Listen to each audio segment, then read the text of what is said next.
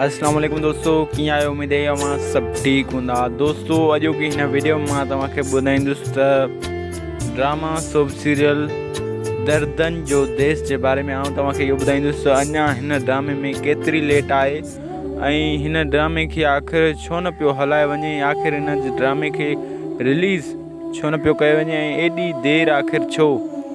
मूंखे ख़बर आहे तव्हां दोस्त जेके हिन जा ॾिसंदड़ आहियो, जेके हिन ड्रामे खे चाहींदड़ आहियो, उहे हिन ड्रामे जे इंतज़ार में हूंदा ऐं बेसब्री सां हिन ड्रामे जे रिलीज़ थियण जो तव्हांखे इंतज़ारु हूंदो ऐं तव्हांखे हीउ ड्रामो पसंदि बि ॾाढो हूंदो, छो त हिन वक़्तु सोशल मीडिया ते जे कंहिं बि चैनल ते को बि अहिड़ो ड्रामो न पियो हले ऐं बाक़ाइदे सां तव्हां हिन ड्रामे खे ॾिसण लाइ परेशान हूंदो ऐं चवंदा इहो ई हूंदो त असां पोइ सिंधी ड्रामो ॾिसूं, छो त तव्हां दोस्त जेके व्यूअर्स आहियो उहे सिंधी ड्रामे हिन दर्दन जो देश जी ज़रूरु इंतज़ार में हूंदो।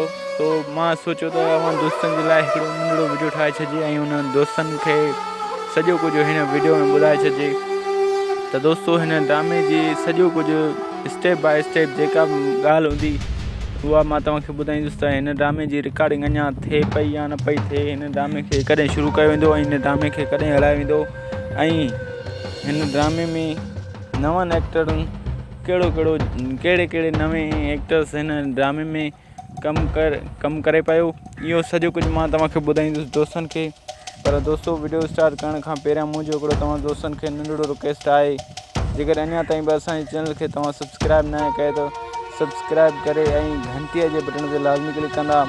त दोस्तों अचो त वीडियो खे शुरू था कयूं। दोस्तों जीअं त हीउ जेको ड्रामो आहे हे दर्दन जो देश, हिन ड्रामे जी काल्ह 3 ॾींहं खां वठी शूटिंग शुरू आहे ऐं हिन ड्रामे में हाणे जेको न्यू एक्टर्स जनम वरितो आहे उन एक्टर्स जो नालो आहे असांजी सिंध जो तमामु बहितरीनु लेजेंड जेको एक्टर्स आहे उहो आहे सैयद निसार शाह।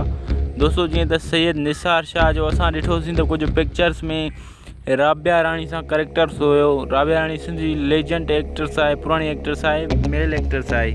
दोस्तों जीअं त हिन ड्रामे में सैयद निसार शाह बि कमु करे पियो ऐं हिन खां अलावा ॿियो जेको असांजी सिंध जो बहितरीनु एक्ट्रेस आहे उहो आहे असद कुरैशी साहब। असद कुरैशी साहब हिन ड्रामे में कमु करे पियो ऐं हिन खां अलावा ज़ुल्फ़कार बुर्दी, अब्बास गुल ओडाणो,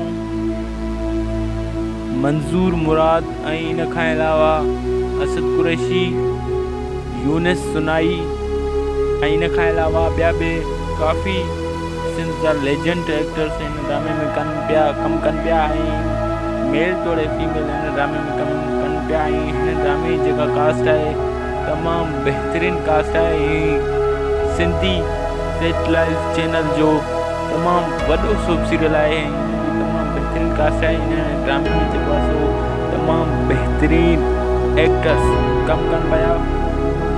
दोस्तों ही हुई अॼु जी नंढड़ी वीडियो जंहिंमें मां दोस्तनि खे नंढड़ी अपडेट्स वीडियो जेकॾहिं तव्हां दोस्तनि खे पसंदि आई त असांजी हिन वीडियोज़ खे लाइक कंदा, कमेंट्स कंदा ऐं सब्सक्राइब करणु विसारींदा। सब्सक्राइब करे घंटीअ जे बटन ते लाज़मी क्लिक कंदा। दोस्तों वरी मिलंदासीं नेक्स्ट वीडियो में। अल्लाह।